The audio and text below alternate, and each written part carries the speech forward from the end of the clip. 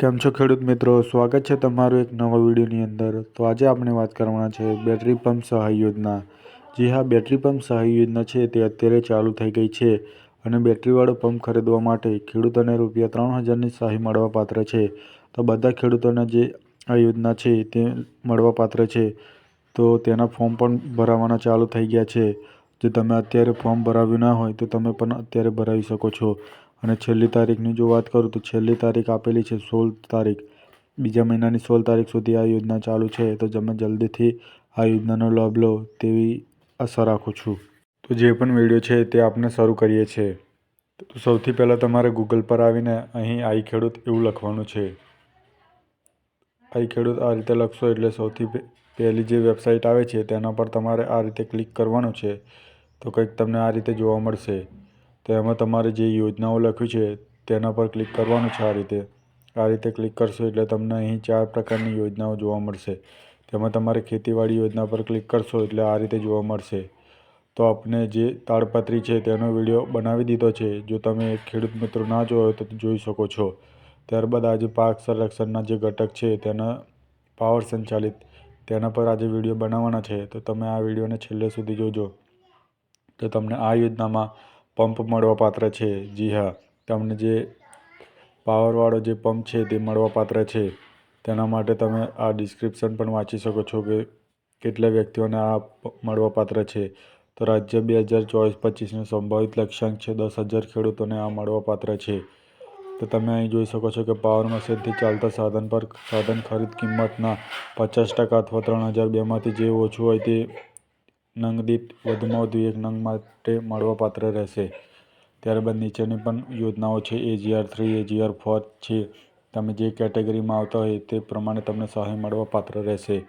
તમે AGR3 અને AGR4ની કેટેગરીમાં આવતા હશો તો તમને ₹4500ની સહાય મળવાપાત્ર છે, જો તમે જોઈ શકો છો। તો જે પણ છે તે તમે જોઈ શકો છો કે તમને જે મળવાપાત્ર છે। તો તમે તારીખની જો વાત કરીએ મિત્રો, તો તારીખ છે 3/2 થી લઈને 16/2 સુધી આ યોજના ચાલુ છે। તો જલ્દીથી આ યોજનાનો લાભ લો એવી આશા રાખું છું। તો આપણે અરજી પર ક્લિક કરીએ છીએ। અરજી કરો તેના પર ક્લિક કરશું એટલે સૌપ્રથમ તમને આ રીતે જોવા મળશે। તમારે સ્ક્રોલ કરીને નીચે આવવાનું છે। તો સૌથી પહેલાં તમારે અહીં જોવાનું છે કે તમે રજિસ્ટર્ડ અરજદાર છો। મોટાભાગના ખેડૂતો હોતા નથી એટલે તમારે અહીં ના પસંદ કરી લેવાનું છે। ત્યારબાદ આગળ વધવા પર ક્લિક કરવાનું છે। ત્યારબાદ તમારે અહીં નવી અરજી કરવાની છે, તેથી નવી અરજી કરો એના પર ક્લિક કરશો તો કંઈક આ રીતે જોવા મળશે। તો સૌથી પહેલાં તમારું જે પણ નામ હોય એ તમારે લખી દેવાનું છે। ત્યારબાદ પિતા અથવા પતિનું નામ લખવાનું છે। એ થાય એટલે તમારે અહીં અટક પણ લખવાની છે છેલ્લે। ત્યારબાદ તમારી જાતિ પસંદ કરવાની છે। તો તમારી SC અને જનરલ જે પણ હોય તે તમારે સિલેક્ટ કરી લેવાની છે। ત્યારબાદ તમારું જે પણ લિંગ હોય તે પસંદ કરી લેવાનું છે, પુરુષ અને સ્ત્રી। ત્યારબાદ તમારો જિલ્લો પસંદ કરી લેવાનો છે। તો એક મહત્વપૂર્ણ માહિતી એ છે કે આ યોજના માત્ર 4 જિલ્લામાં અત્યારે ચાલુ છે। તમે જોઈ શકો છો કે અમદાવાદ, આણંદ, ગાંધીનગર અને ખેડા આ 4 જિલ્લામાં જ આ યોજના અત્યારે ચાલુ કરવામાં આવી છે। તો આ 4 જિલ્લામાં રહેતા ખેડૂતો માટે એક મહત્વપૂર્ણ સમાચાર કહી શકાય, અને અન્ય ખેડૂતો માટે પણ થોડા દુઃખીના સમાચાર કે આ યોજના અન્ય જિલ્લાઓમાં ચાલુ નથી। તો તમે જોઈ શકો છો। તો જે પણ તમારા એરિયામાં રહેતા હોય તે તમારે અહીં તાલુકો પસંદ કરી લઈએ છીએ। આપણે આંકલાવ તાલુકો પસંદ કરી લઈએ છીએ। ત્યારબાદ તમારું જે પણ ગામ હોય તે સિલેક્ટ કરી લઈએ છીએ। અંબાલી તમને બતાવવા માટે અંબાલી પસંદ કરી લીધું। ત્યારબાદ સરનામું તમારે અહીં લખવાનું રહેશે। ત્યારબાદ પિનકોડ નંબર તમારે અહીં લખવાનો રહેશે।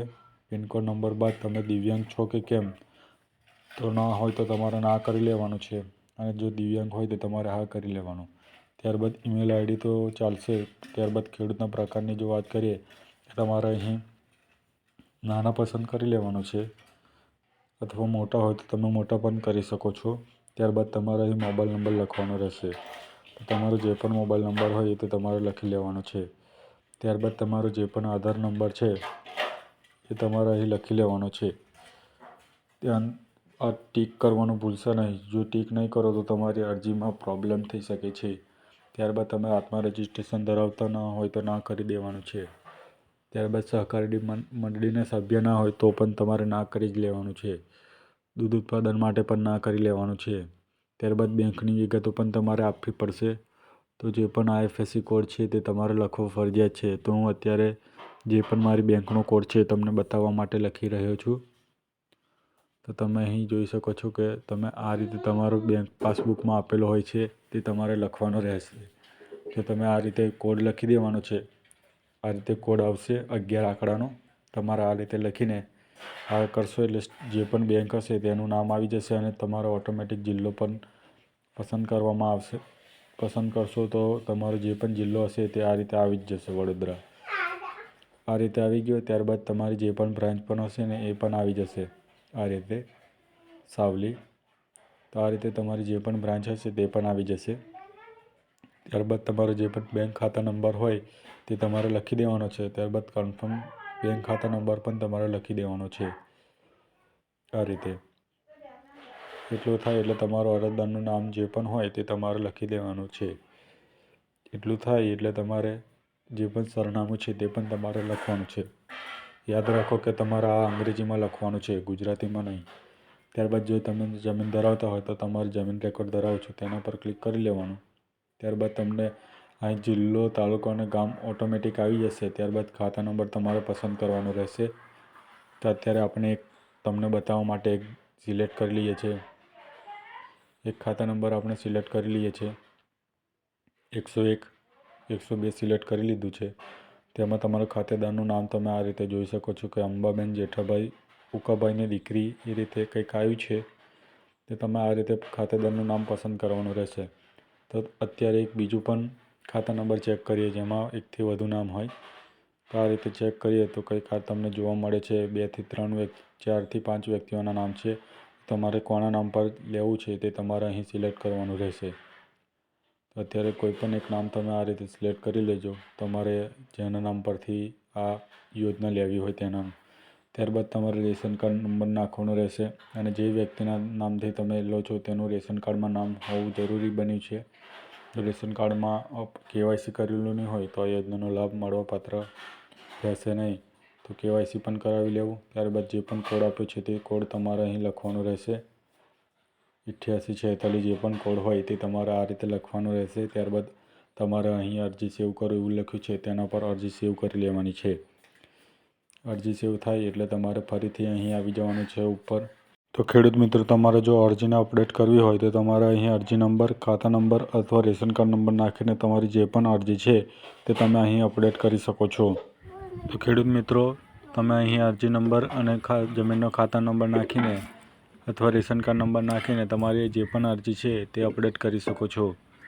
ત્યારબાદ તમારે જે પણ આ કેપ્ચા આપેલો છે 5833 એ તમારે અહીં લખવાનો રહેશે.